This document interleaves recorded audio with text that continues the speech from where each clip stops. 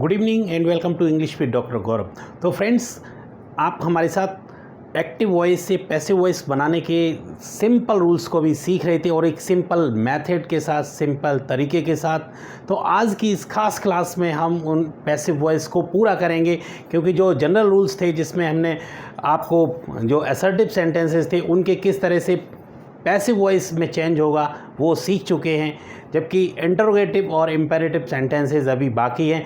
Interrogative में कुछ खास नहीं है, जैसा कि आपने पता ही है कि उसमें भी हमें ऑब्जेक्ट को सब्जेक्ट ही बनाना होता है, सब्जेक्ट को ऑब्जेक्ट बनाना होता है। हेल्पिंग वर्ब वही है जो हमने आपको बताई थी, लेकिन आज की जो मेन स्टडी रहेगी या मेन लर्निंग रहेगी आपकी हमारे साथ, वो है ऑक्सिलरी वर्ब। कौन सा वाला? Modal verb. तो मोडाल वर्ब के पैसिव वॉइस में क्या चेंज रहता है, कौन सी पॉइंट को हमें सीखना है, और इसके साथ साथ इम्पेरेटिव सेंटेंस। तो उन्हीं की आज हम प्रैक्टिस करेंगे। और उस प्रैक्टिस में आगे बढ़ने से पहले हमारा आपसे बस वही एक अपील, आप हमारे चैनल पर अगर नए हों तो प्लीज़ सब्सक्राइब करिए, शेयर करते रहिए। यस, कमेंट बॉक्स में कमेंट ज़रूर लिखा करिए कि आपको किस तरह का लग रहा है और क्या कुछ नया सीखना है, वो भी आप उसमें कमेंट बॉक्स में ज़रूर एक कमेंट करके ड्रॉप कर दीजिए, ताकि हम आपकी उस चीज़ को समझ पाएँ और उस पॉइंट को जो आपको नहीं समझ में आया उसे अगले लेक्चर में एक बार फिर से शुमार कर पाएँ।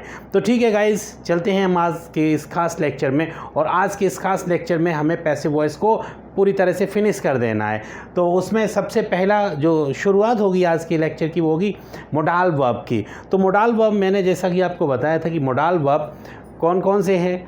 मे, might, can, could, ought to. मैं एक बार लिखता चल रहा हूँ आपके वो ज़रा अच्छे से याद रखने के लिए, समझने के लिए। मे, जैसा कि आपको पता ही है बच्चों कि मे का जो पैसिव वॉइस होता है वो माइट होता है। May, might, can, could, must, ought to,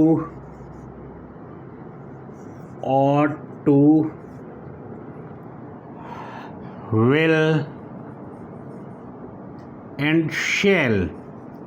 ये क्या है? ETC एक आध इसमें और रहेंगे, लेकिन हमें इन्हीं से समझ लेना है।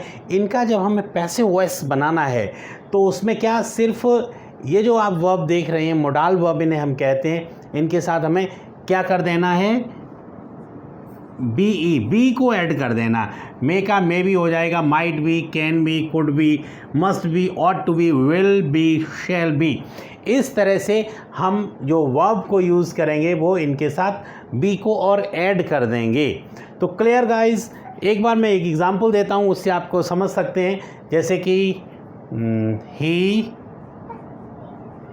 Can speak English.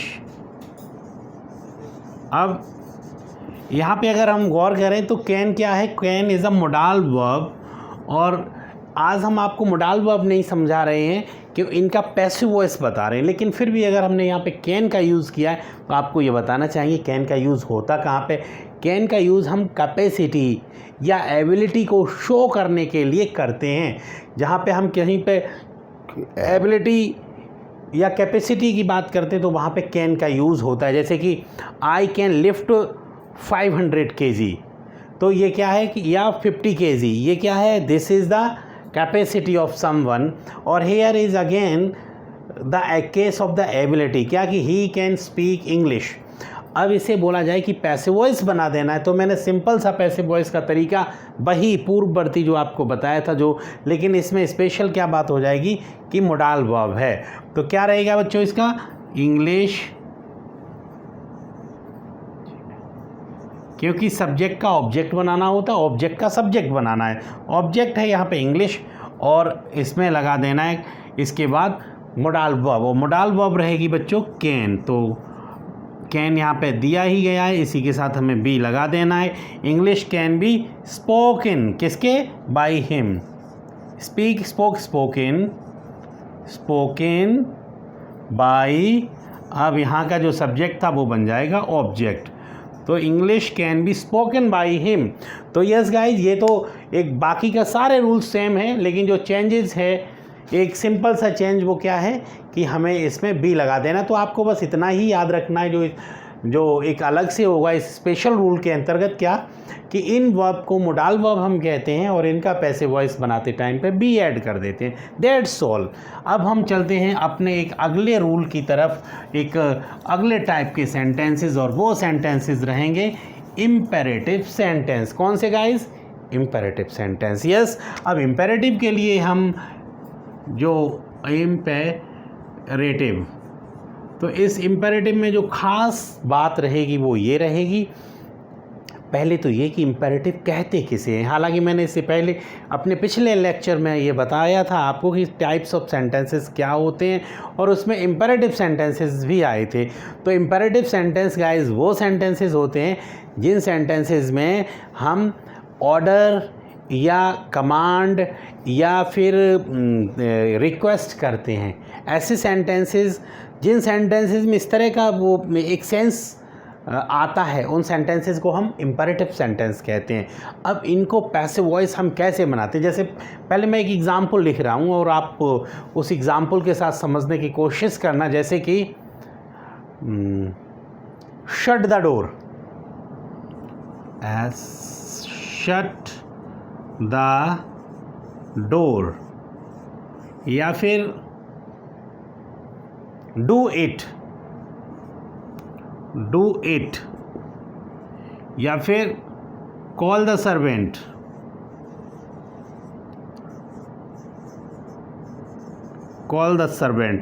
या फिर प्लीज़। कुछ ऐसे भी होते हैं ना जिनमें रिक्वेस्ट करी जाती, तो रिक्वेस्ट के लिए प्लीज़ या काइंडली जैसे शब्द, तो please give me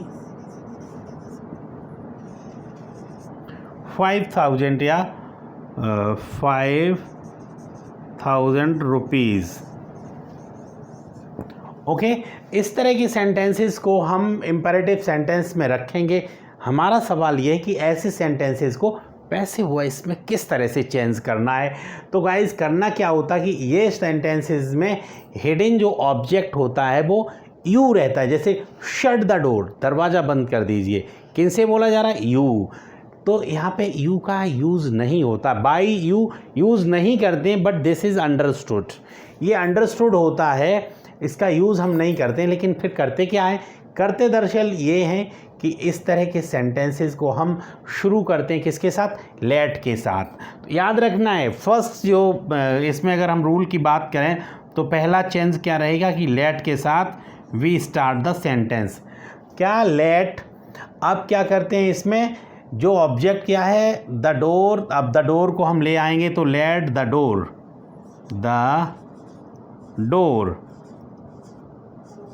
let the door. अब इन सेंटेंसेस में हम बी का यूज़ किया करते हैं guys. Let the door be. अब यहाँ पे क्या है? शट, ये वर्ब, इसे हम यूँ ही रख देंगे, वी शट।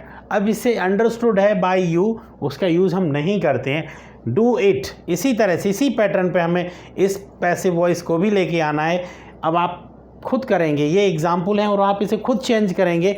अब आप चेंज करके कमेंट बॉक्स में आप मुझे बताओगे कि किस तरह से आपने चेंज किया था।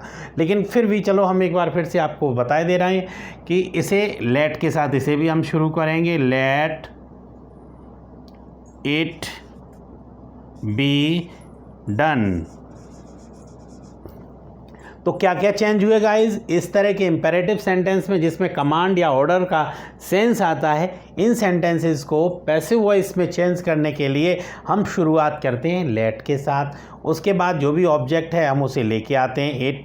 इसके बाद हमें वर्ब की थर्ड फॉर्म लगाने से पहले बी का यूज़ करना है, तो लेट इट बी। अब क्या है? डू का डन हो जाएगा। मेरे ख्याल से ये सारा क्लियर हो गया है।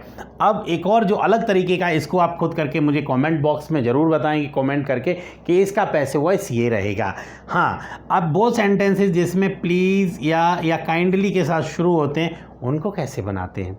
तो उनको पैसिव वॉइस बनाने के लिए गाइस सबसे पहले we remove this word please और काइंडली।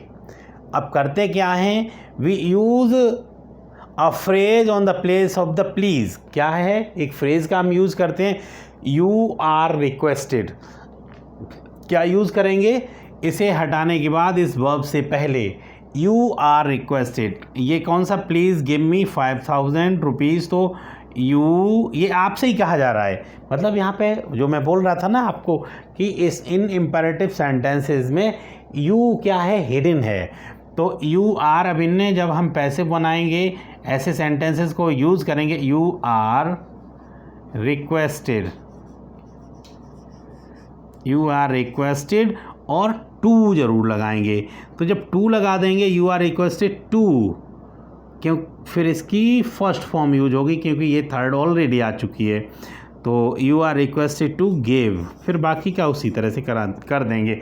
यस गाइज, उसके बाद no change in the sentence, we just use as it is written there, जैसा भी है वैसा लिख देंगे, सिर्फ एक क्या है, यू आर रिक्वेस्टेड टू का यूज़ करते हुए। तो ये तो थे गाइज इम्पेरेटिव सेंटेंसेस। और अब आपका से एक हमारा सजेशन रहेगा कि इम्पेरेटिव सेंटेंस या असर्टिव सेंटेंस की सारी एक्सरसाइज जो भी आपको मिल रही हैं आपकी बुक में, आप उन्हें एक्सरसाइज को करेंगे। और जहाँ पे आपको कोई दिक्कत होती तो आप कमेंट बॉक्स में उन सेंटेंस को ज़रूर लिखेंगे और definitely I will give you the correct answer और द सोल्यूशन। ओके, और उस सॉल्यूशन के साथ साथ I will also discuss in the next lecture. Yes guys, thank you and take good care of yourself. Practice करते रहिए और हमसे जुड़े रहिए। Thank you once again, thanks a lot.